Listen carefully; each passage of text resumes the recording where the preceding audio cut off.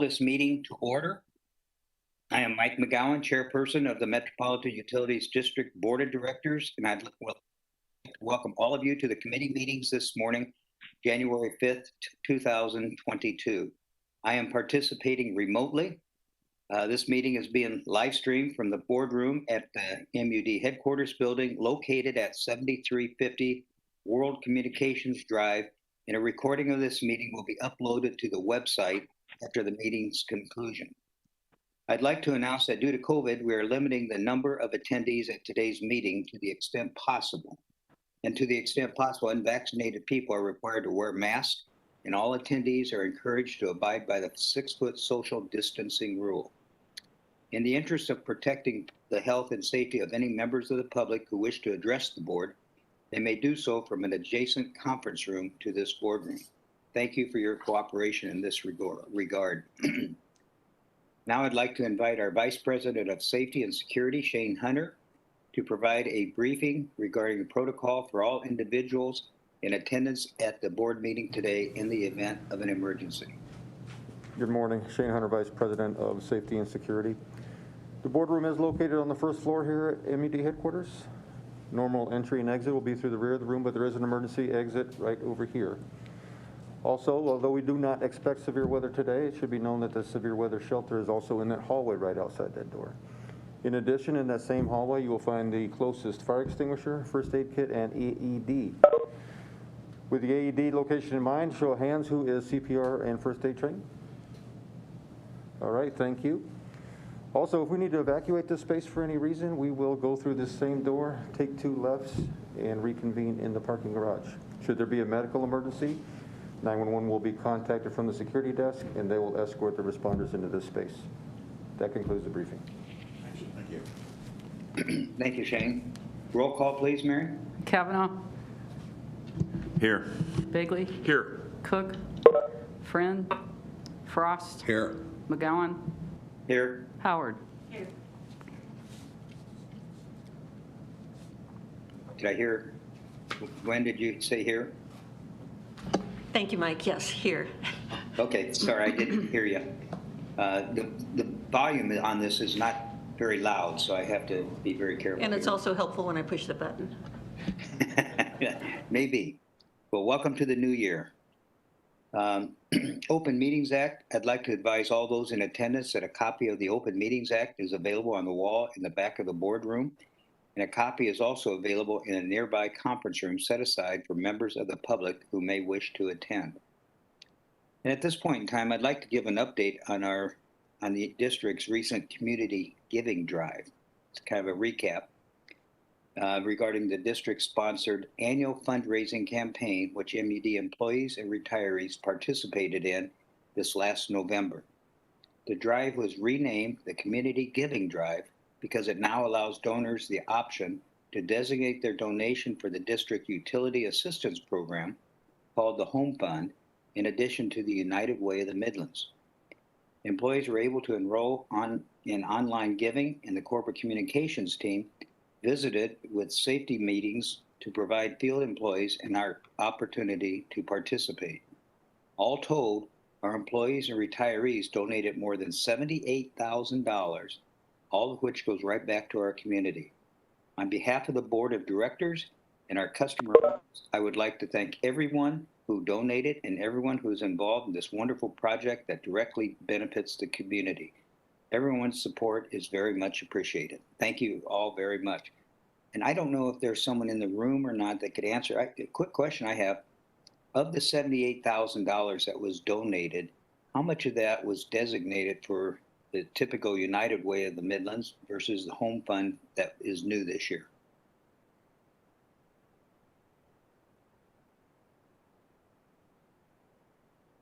Well, Mark Doyle, could you follow up on that and have someone get back to the board?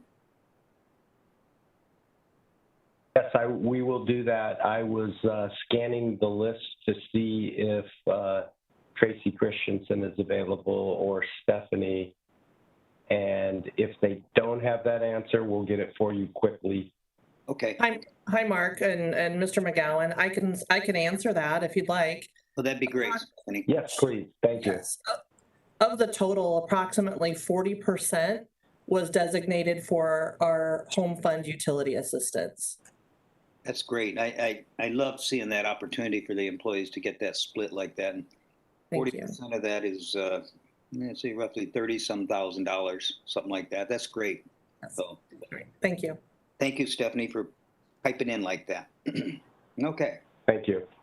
Construction and Operations, Senior Vice President and Chief Operations Officer Gina Lange will review the proposed capital expenditures. Good morning. Gina Lange, Senior Vice President and Chief Operations Officer. Behind tab 6 is our capital expenditures letter. I'll be covering a total of 10 items found on the letter today. 7 of these items are annual authorizations similar to those in the past January board meetings that have been approved. There's a lot of effort put into these from engineering, construction, accounting, infrastructure integrity, transportation. So I'd like to recognize those people and their hard work at this time. So on page 2, under annual authorizations, item number 1 for $1 million. This CNA is a cross-bore inspection and repairs at various locations around the district's gas distribution system. We're asking for the same amount that was budgeted in 2021. The program started in 2011. Total cross-bore inspections to date are approximately 76,500. Total cross-bore inspections done in 2021 were 4,022. Total cross-bores found since inception of the program is 676, and the cross-bores found last year were 95.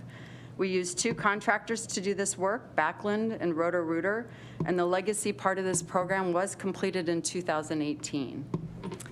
The second item I'd like to talk about is number 2 on page 2 for $13,165,000. This request is for gas service installations. It's for residential and commercial gas services in 2022 and includes all new installations, replacements, and connections. The request is a decrease of $345,000 from 2021, mostly due to a decrease in about 100 services that we're anticipating. So in 2022, we are budgeting for 5,800 services.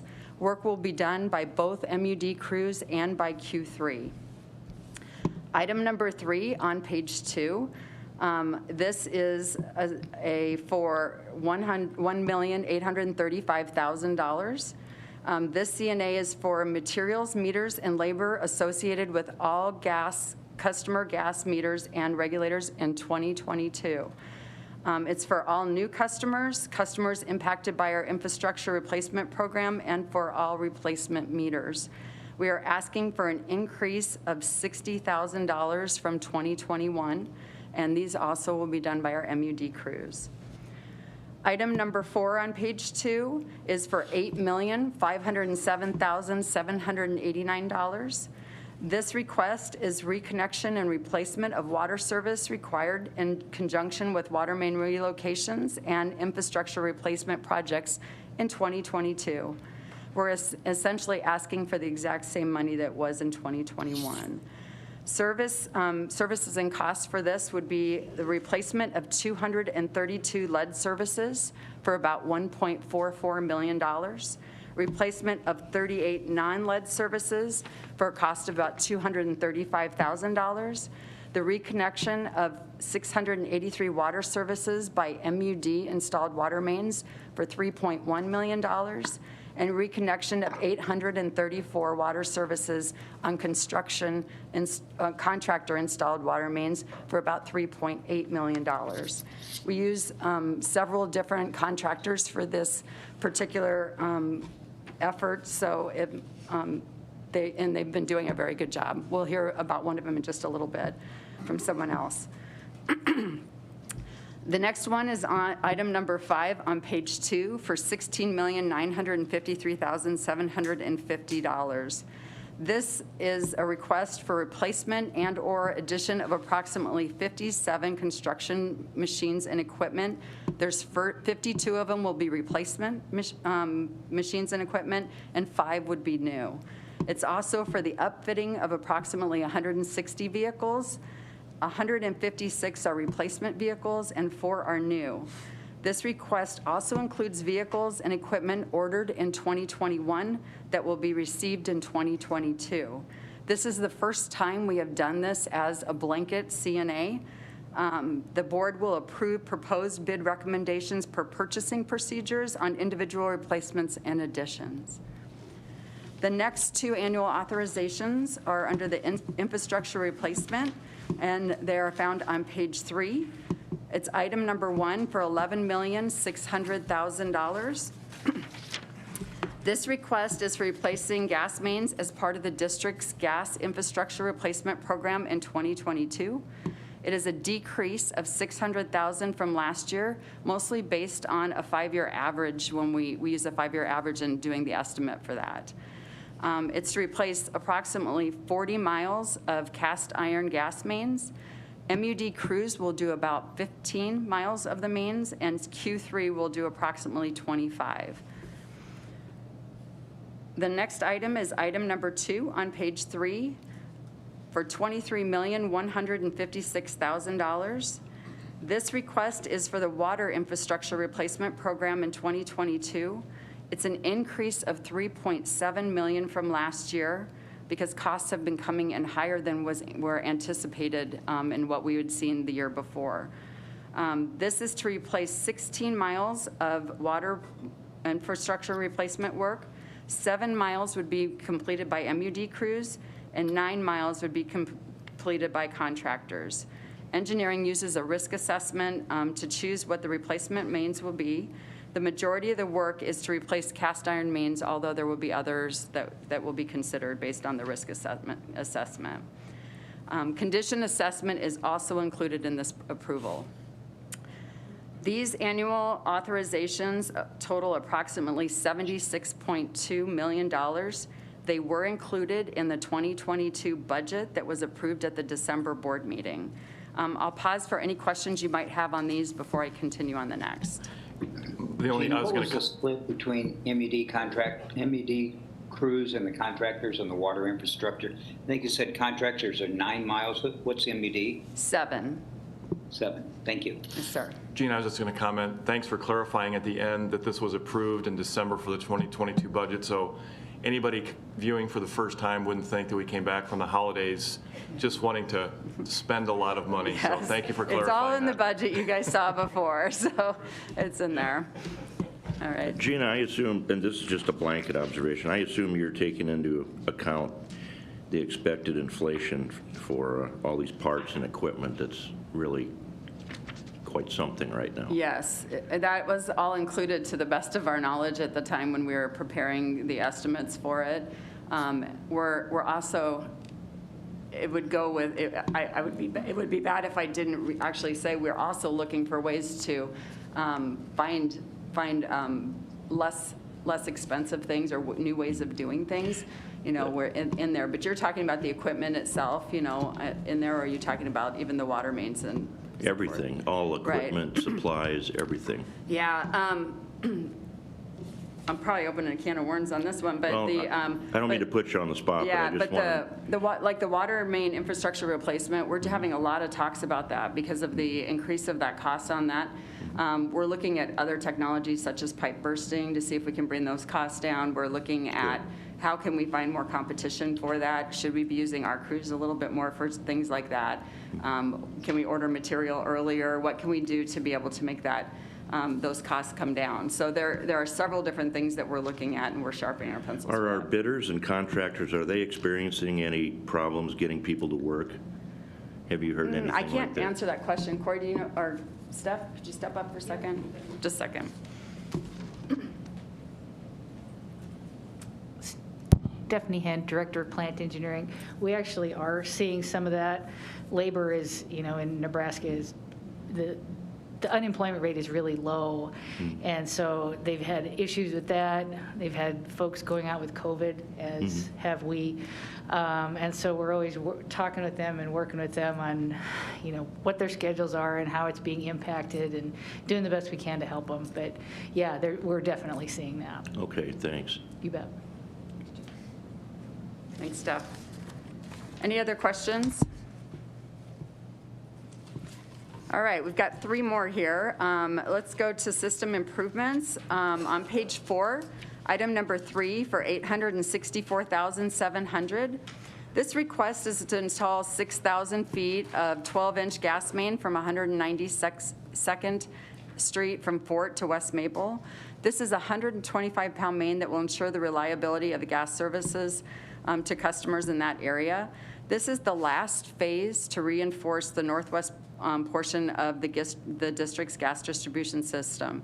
It's also a strong complement to the LNG renovation expansion project. Once this project is complete, we'll have the capability to deliver significant more gas to that distribution system. So the next item I'd like to cover, or items, are under buildings, plants, and equipment. These 2 items will also be discussed by John Zellers when he talks about the bid letter later, so we wanted to tie those in together at this time. So item number 1 for $334,641. This request replaces the gates in Basin 6 at the Florence water treatment plant. It's part of phase 4 of the capital improvement plant for Florence that was started in 2010. There is a 6-month estimated delivery for the gates. The lead time could delay the renovations of the basin, so the district is electing to bid the sluice gates separately to receive the material in time to start the project. The package contains 6 sluice gates in various sizes and several stop gates. The equipment will be assigned to the general contractor once selected, and their bid is anticipated to be approved at the March 2022 Board of Directors meeting. The final item that I have today is item number 3, also on page 4, for $500,000. It is it's well redevelopment work done at Platte West. This request is for a 2-year period in 2022 and 2023. It's estimated that 6 wells will be redeveloped each year. The work will be completed by an outside contractor in the spring to late fall time period of both 2022 and 2023. $230,000 is the amount we anticipate to spend in 2022. Platte West has 42 wells. The rehabilitation program is established to avoid an excessive number of wells needing to be rehabilitated at the same time. So we recommend the guidelines be based on doing 6 wells per year, which would average in 7-year cycles for rehabbing those. But we also look at the runtime hours or feedback from maintenance personnel indicating excessive vibration in the pump or motor. So this one we're asking for approval so that we can go ahead and get started on those particular wells. Do we have any questions on any of this information? Thank you. Thank you, Gina. Thank you. Now we'll have Director of Plant Engineering, Stephanie Henn, will review the acceptance of contracts and the payment of final estimates letter.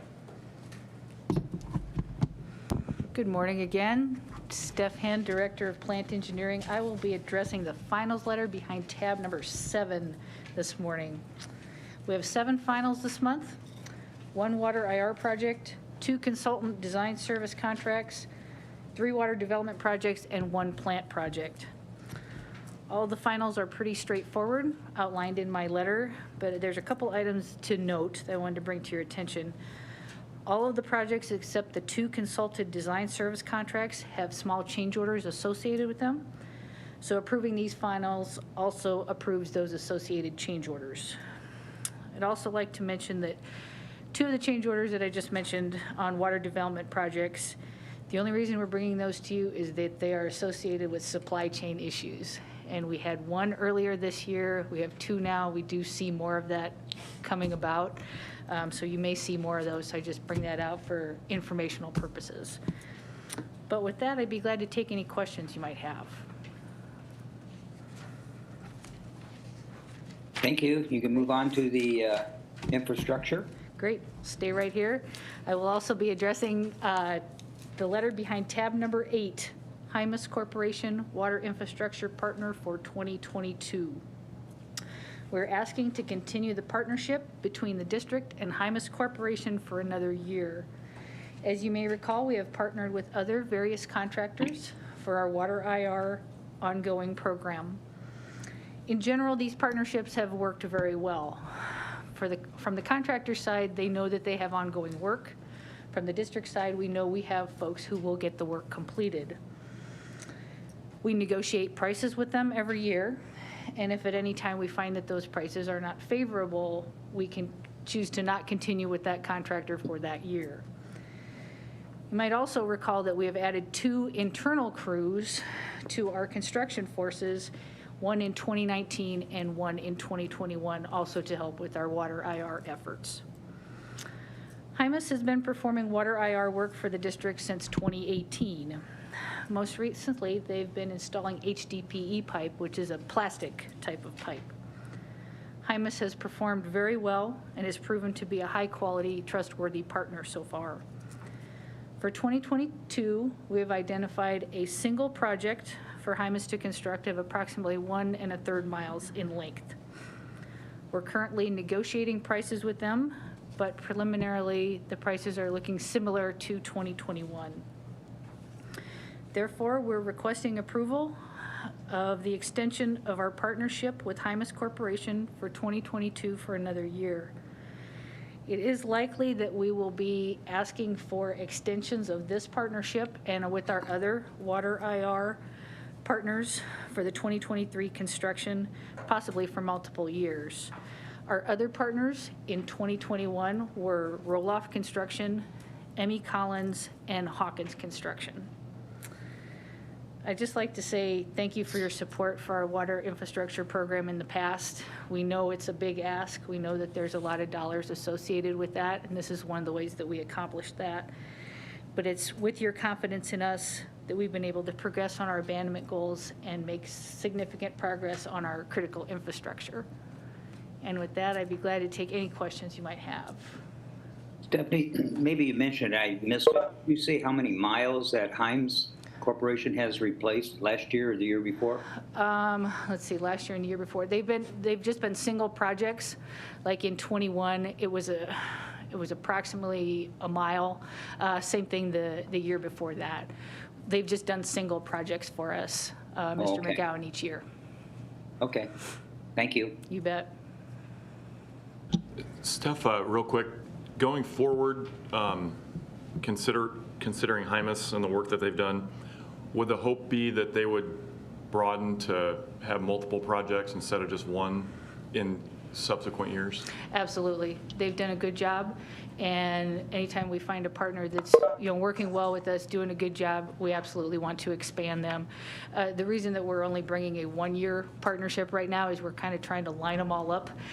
With Roloff and M.E. Collins, we had asked for a 3-year partnership back in 19, and so just 1 year now we'll line them up. That's why you'll be seeing them here at the end of 2022, most likely going into the 2023 construction season. Great, thank you. You bet.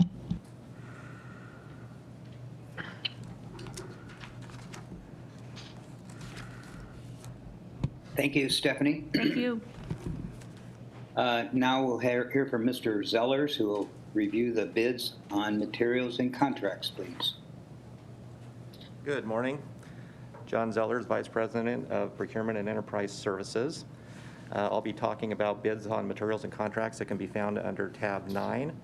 And the first item can be found on page 1.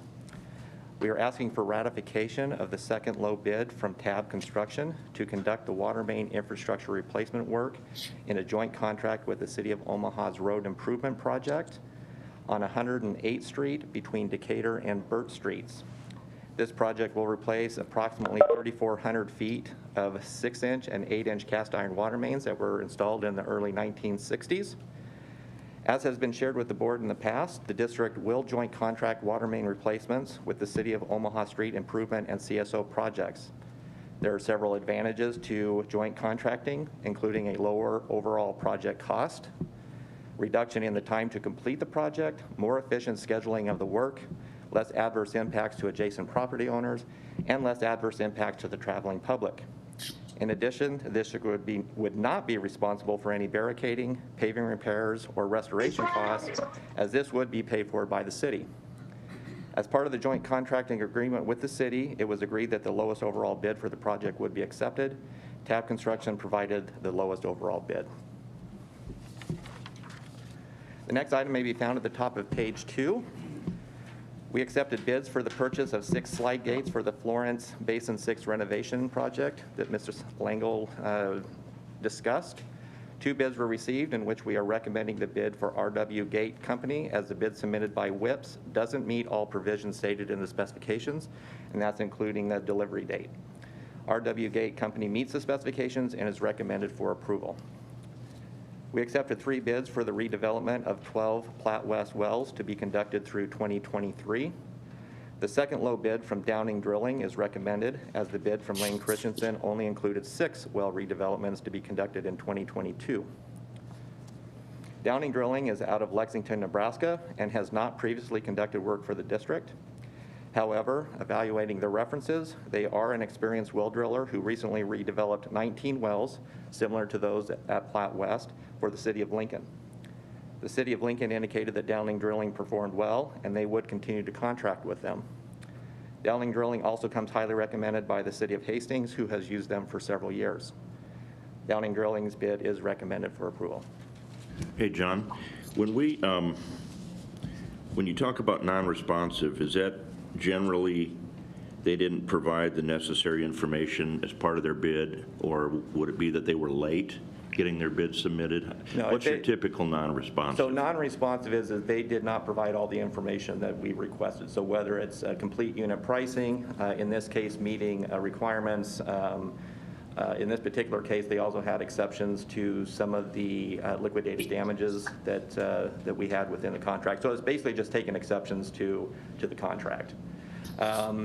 Now, as far as late bids, we don't open late bids. So if a bid is late, we have a process in place. It's a public bidding process. Those late bids are held until the approval by the board is made, and then we send that back indicating that the bid was late. Very good. Thank you. You're welcome.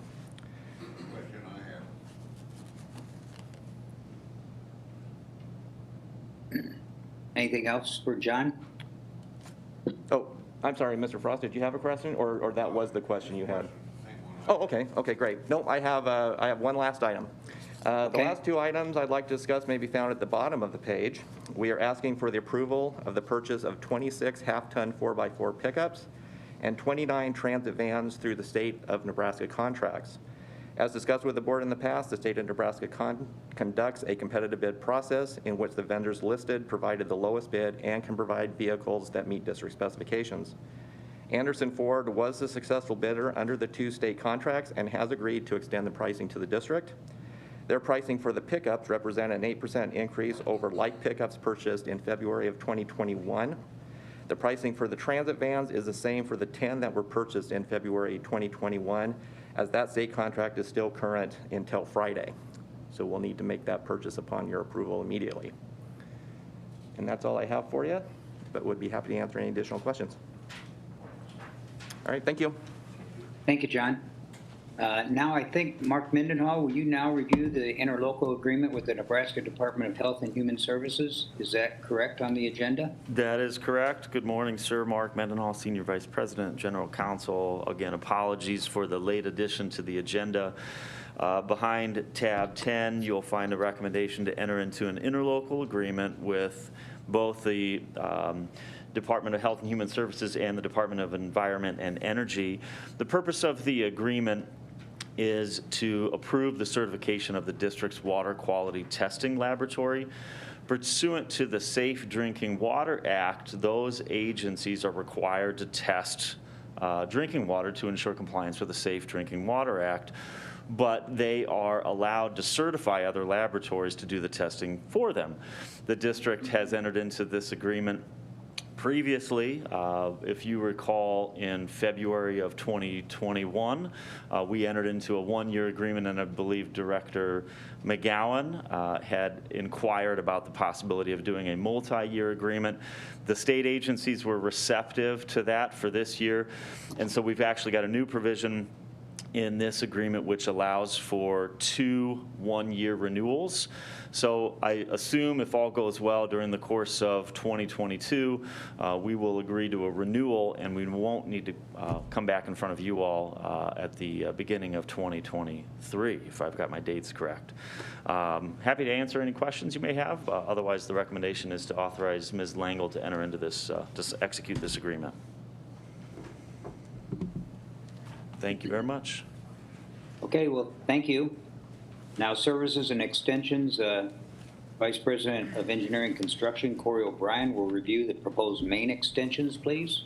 Good morning, everyone. Excuse me. Corey O'Brien, Vice President of Engineering and Construction. Happy New Year to you all. Behind tab 11 this morning is our main extension letter. We have 3 gas main extensions on the letter this month. The impact of our projects are 187 single residence lots and 1 commercial service. And if you look down at the map, you'll see that we have 1 gas main extension in subdivision 1 and 2 are in subdivision 2.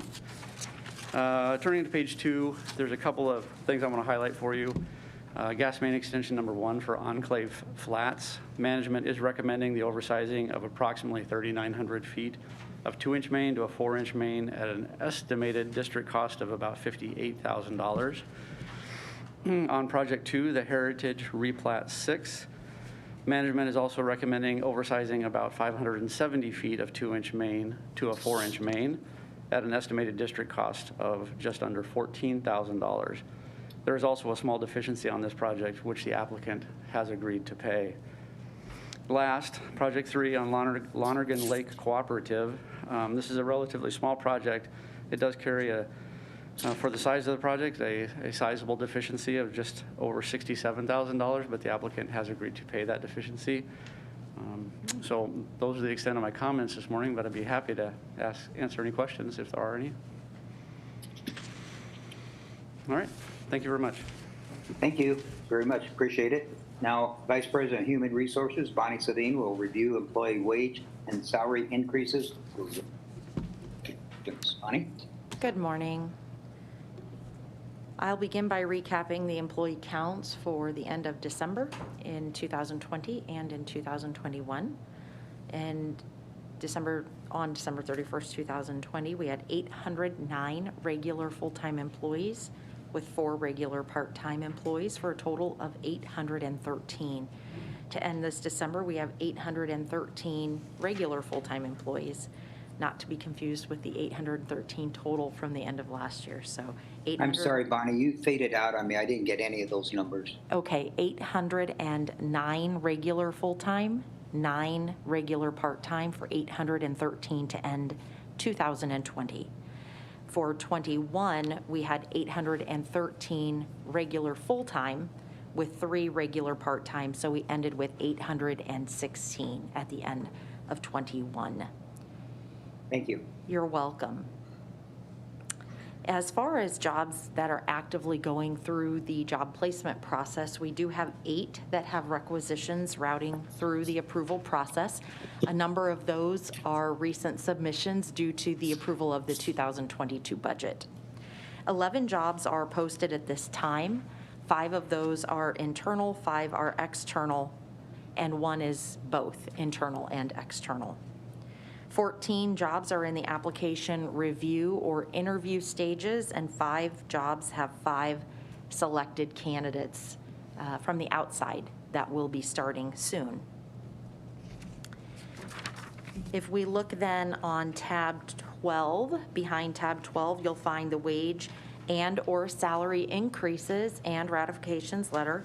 Human Resources is recommending that the Board of Directors approve wage or salary increases for 10 employees this month. We do have 7 employees that are being promoted to OAC jobs through the normal posting process. We also have 1 that is being promoted due to a job progression within their family, and we have 2 SPA employees that are also being promoted.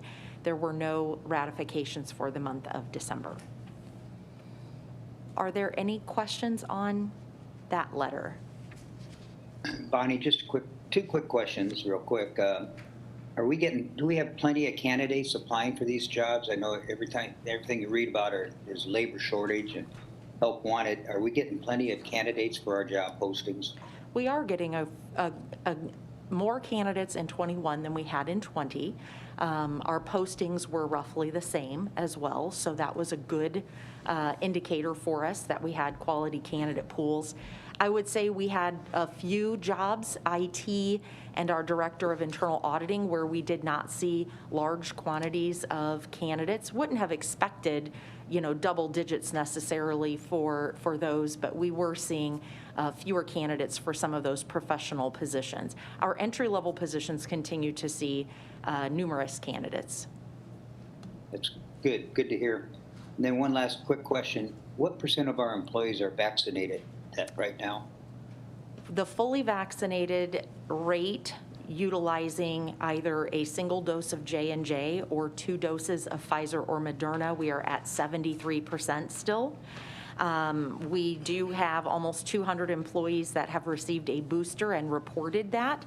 That was a large increase as a result of our on-site vaccine clinic on December 17th, where we had 68 people get vaccinated. We do have an additional on-site vaccination clinic here at this location this Friday from 8 until 11, and so we anticipate seeing additional boosters given at that time. But that's where we stand. You just give boosters or the vaccines too? Yes, either one. They're able to provide either. If you have not started a series or you need a second dose in a series, they can certainly do that as well. It just so happened that the 68 people that attended the December 17th session only received boosters. They were all fully vaccinated otherwise. Okay. Well, I appreciate it. I think you guys are doing a great job trying to get the vaccines out to our people and holding these clinics and everything, making it as easy as possible. You're doing a great job, and I appreciate it. Thank you. Bonnie, I just wanted to echo Mike and saying thank you for setting up the on-site clinics. I think accessibility is a factor with some people that work during the day and have difficulties getting in to get those shots. So to have them right here on site and to people to know, and they're giving an advance notice, I'm sure, of when this is and where it is. Yes, absolutely. So thank you so much for that good job. Thanks. I appreciate that. The team is doing a good job trying to keep up. We've had 25 positive cases since December 27th, so it's been a busy From December 27th? Yes, ma'am. Oh, my gosh. Yes. It's been a busy couple of weeks. To echo Gwen, thanks, Bonnie. And I just want to, again, encourage our employees who have not received the vaccination or the booster to please consider doing so. Thank you. Bonnie, I have a question about the open jobs. Yes. Are the ones that are open for application for internal candidates only, is that something, I guess I'm wondering how many folks people are able to come in, work, interview to move up and get that opportunity and how that's facilitated? Sure. Internally, if you are an OAC employee, you are eligible to apply for another OAC job after you've had a year in your current role. So whether you're a new hire or you've recently promoted or transferred, you're eligible after a year. But employees can still apply during that year. In the event there are no other candidates or no other qualified candidates, they still have an opportunity to be sent to the supervisor for review before we would go outside at all. For SPA jobs, employees can apply for those with no time restrictions. And so if you're an SPA employee, you don't have time restrictions on applying for jobs internally. So the OAC rule, let's say, is part of the collective bargaining agreement. So that's the process we use, and we do often see numerous candidates for internal jobs. And I'm not certain how frequently this happens, but going from an OAC, maybe they got a degree or their family situation changed, yes, to a SPA, that's permitted and that happens? It does, absolutely. I could check our numbers. We report on it monthly, and I don't have it right here with me, but I will get that number for you. But absolutely, we have some every year, yes. Yeah. I think in this employment environment, you want to encourage folks who've already demonstrated their skill and loyalty and all that. Absolutely. Agree. Okay, I will move on to tab 13. Next is the recommendation for the promotional salary increase for the position of Vice President Information Technology. The district is recommending the Board of Directors approve the promotional salary increase for Jensen Papelil as a result of his selection for this position. As indicated in the letter behind tab 13, Mr. Papelil has been with the district for over 14 years. He possesses a well-rounded IT background in both applications and infrastructure. His education, experience, and IT leadership contributed to his selection following the interviews. Are there any questions on this letter? Okay. And finally, tab 14. You will find the letter recommending approval of a new voluntary employee benefit. I previously mentioned in September when we brought our renewal of our contracts for group insurance benefits that the district was seeking proposals for long-term care insurance with the assistance of Hub International, that's formerly Silverstone Group. Proposals were received by Hub, and they do partner with J. Manning and Associates on long-term care, and they did some evaluation of those proposals. And they brought some proposals to the district, and a team of those consultants and district staff reviewed finalists. We are recommending offering a long-term care benefit that also includes a life insurance benefit. There we go. If a participant does not have a medical need for the long-term care component of the benefit, they would still have life insurance benefits from the coverage if they continue to keep the coverage. Human Resources would offer an off-cycle open enrollment in late spring or early summer to allow employees to have dedicated information sessions on this benefit to help understand what this benefit is. Any enrollments in the coverage during that off-cycle enrollment period, and then also later in the fall during the 2022 annual open enrollment period, they would be given guaranteed issue as long as they are 69 or younger. So 2 opportunities to enroll with no medical questions asked, so no proof of health, good health. The coverage is fully portable should an employee separate service for any reason, and the benefit is 100% voluntary and premiums are paid by the employee. The recommended benefit administrator is Allstate Benefits. Allstate is currently our administrator for voluntary group accident and critical illness, so we have found them to be a reliable partner and feel this would be a good option for our employees. And there is no minimum participation level to offer the benefit. If we have 1 employee interested, we can have a policy for that. What questions do you have? Do we have any idea how much the monthly cost will be? We do, yes. And the benefit is a $150,000 life insurance benefit. So the long-term care benefit can be up to 2 times that amount if you begin using a monthly benefit. So $300,000 as a maximum benefit potential. So up to $6,000 per month if that is triggered. And so that gives you an idea of the coverage. The cost for that then, again, is age-based. It is gender neutral, and I'll just give you an idea. At age 40, it would be $136.42 a month at this time. But age 50, $227. Obviously, the older that a participant is, the higher, yes, the higher it is. So but we would publish that when we are announcing the first open enrollment period in the spring or summer. Okay, thank Bonnie, you. are those monthly rates locked in, like you said, at 40 years old? I forget what it was. Does that employee pay that same rate till retirement? I will double check that and make sure I pass that on to you, Mike. Okay, thank you. Yeah, you're welcome. Typically, they are age banded, so as you reach the next age band, it does adjust, but I'll confirm that. Okay, just curious.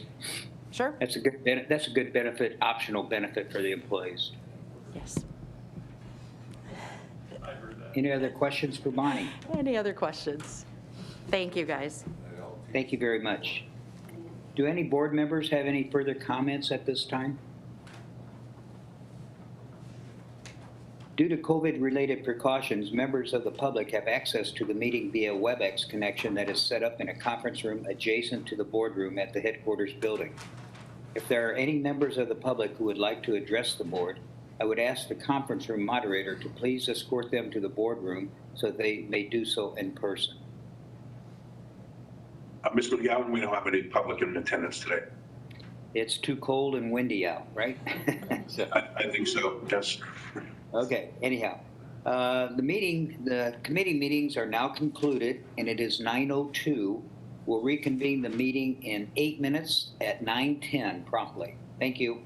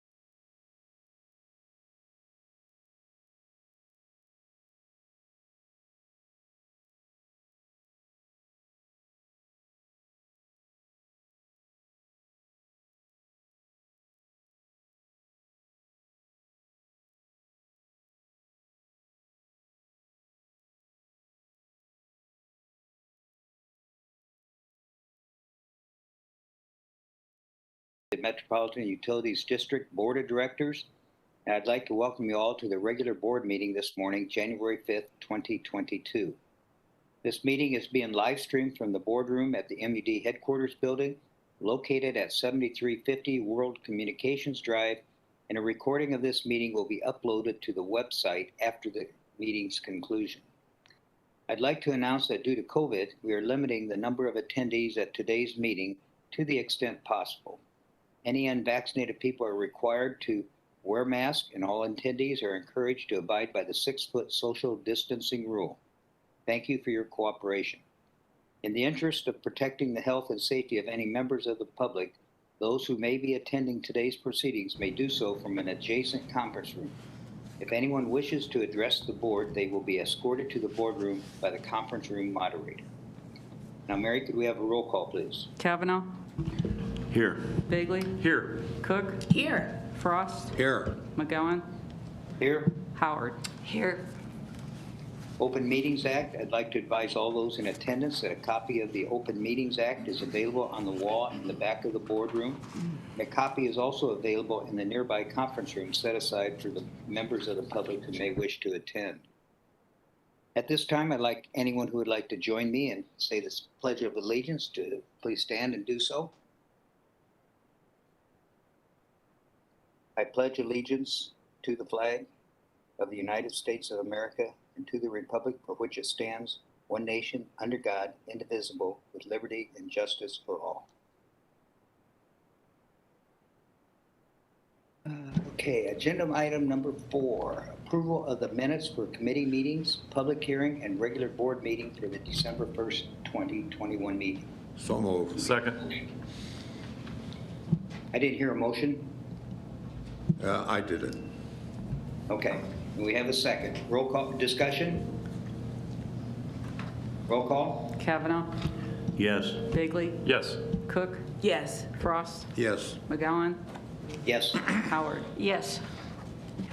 Agenda number 5, election of chairperson and election of vice chairperson. We will now take up the 2022 election of the new board chairperson and vice chairperson. Do we have a motion to nominate a new chairperson? Mr. Current Chairman, I would like to put forth the nomination for Jack Frost as the next chairman of the board of directors for M.U.D. And I would second it. Any discussion? Jack, how many times have you been chairman? You remember? 4 or 5. Previously. 4 or 5. So there won't be any training involved in this? No cost to the district? Okay. Maybe. Thank you.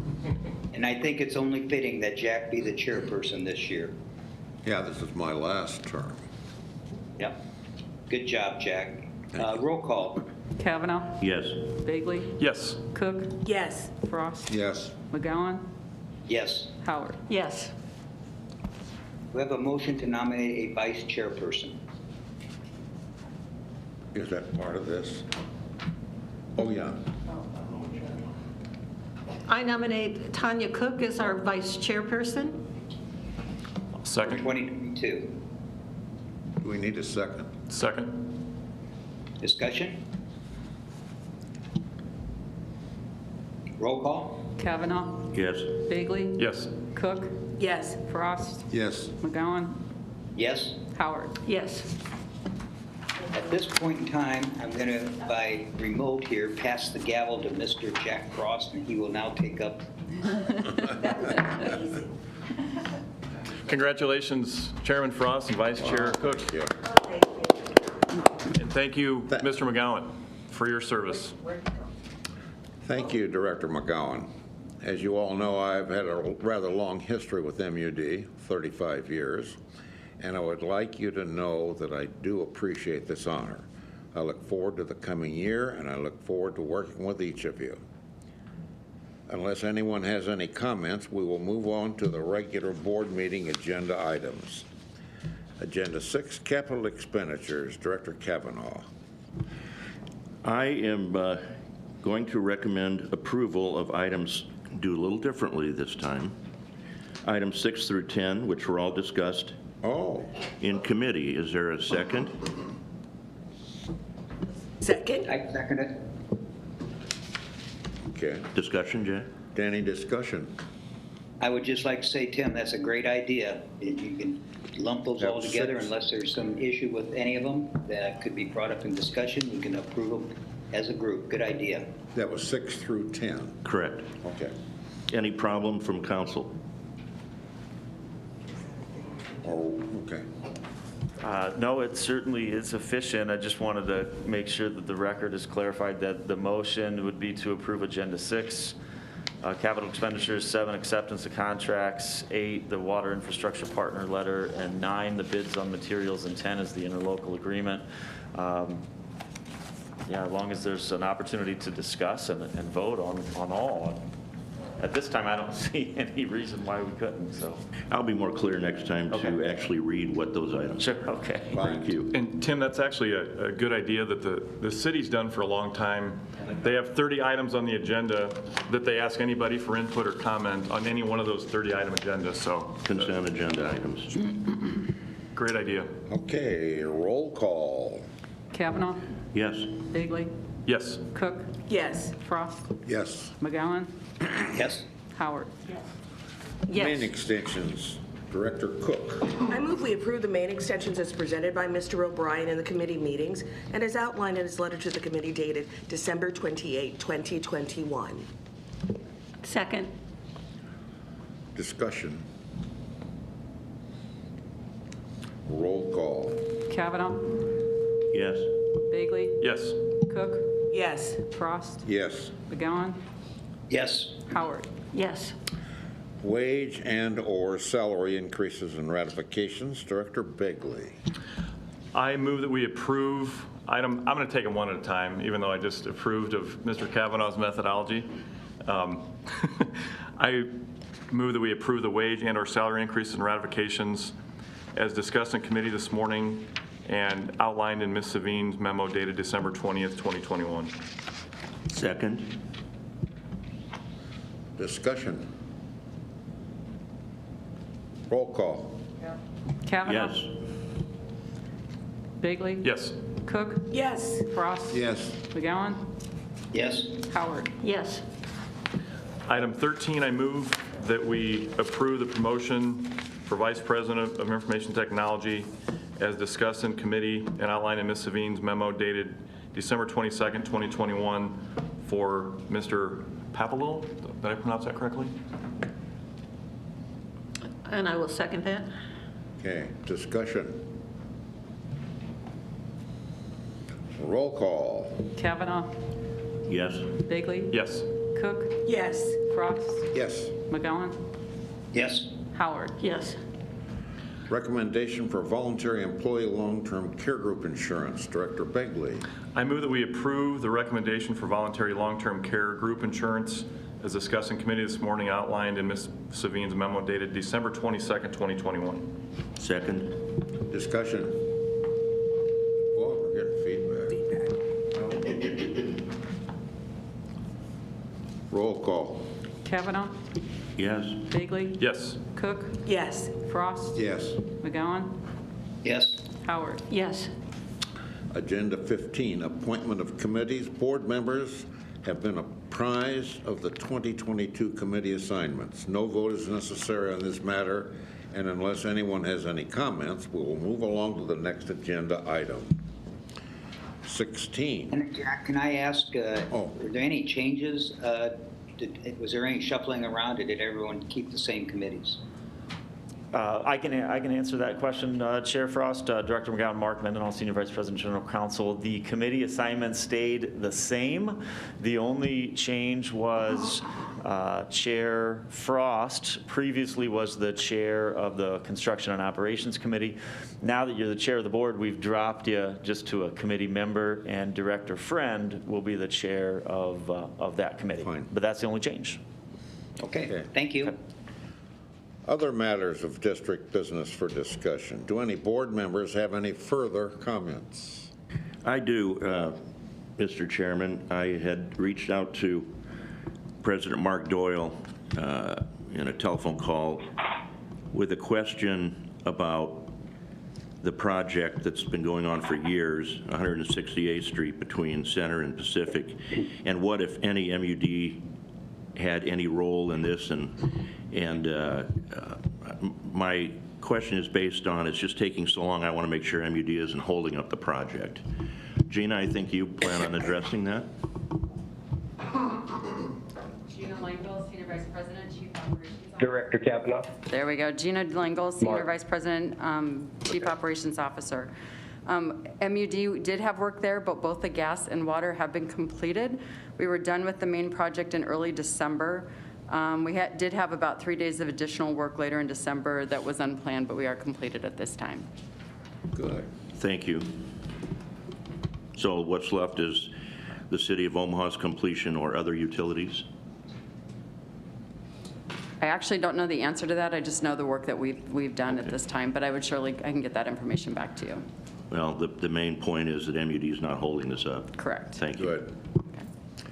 Okay. Due to COVID-related precautions, members of the public have access to the meeting via a WebEx connection that is set up in a conference room adjacent to the boardroom at the headquarters building. Are there any members of the public who would like to address the board? If so, please escort them to the boardroom so they may do so in person. Mr. Frost, we don't have any public in attendance. Okay. Director Frost? Chairman Frost, Mark Doyle, President. Can you hear me? Yes.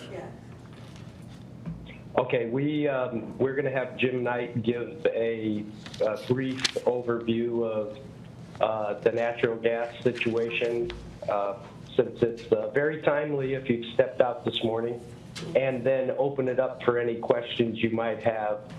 Jim, are you available and ready? I'm ready. Good morning. Jim Knight, Vice President of Gas Operations. As you can kind of tell, it seems like winter is trying to make up for lost time. November and December were very mild. In fact, December was 20% warmer than normal. Gas sales were about 15% below budget for December. But as January hit and winters decided to come back. We had very strong send out on January 1st. We sold 310,000. That was the 10th highest send out day on record. So yeah, it was the average temperature was 1 below 0.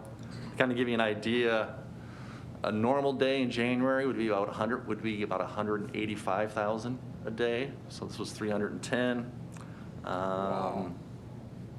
Gas prices though were surprisingly, actually they were around $5, which was below our first of the month pricing and about the same as our LNG pricing. So we only peak shaved just a little bit on the first. Primarily did it all with the gas coming off the pipeline. January 6th, we sold about 270,000. January 4th, 220.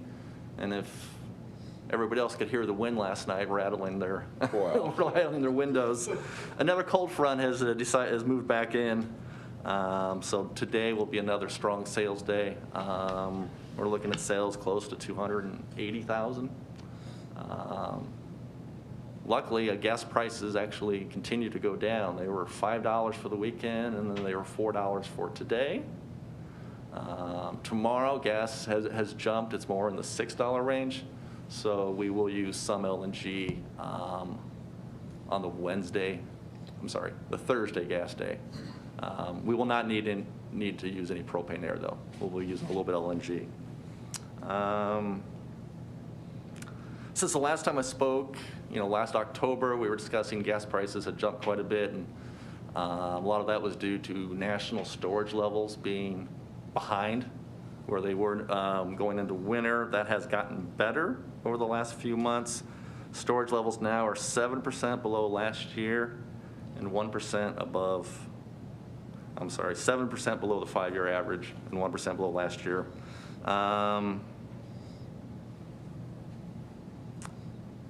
And that's all I have. That's all my really prepared comments.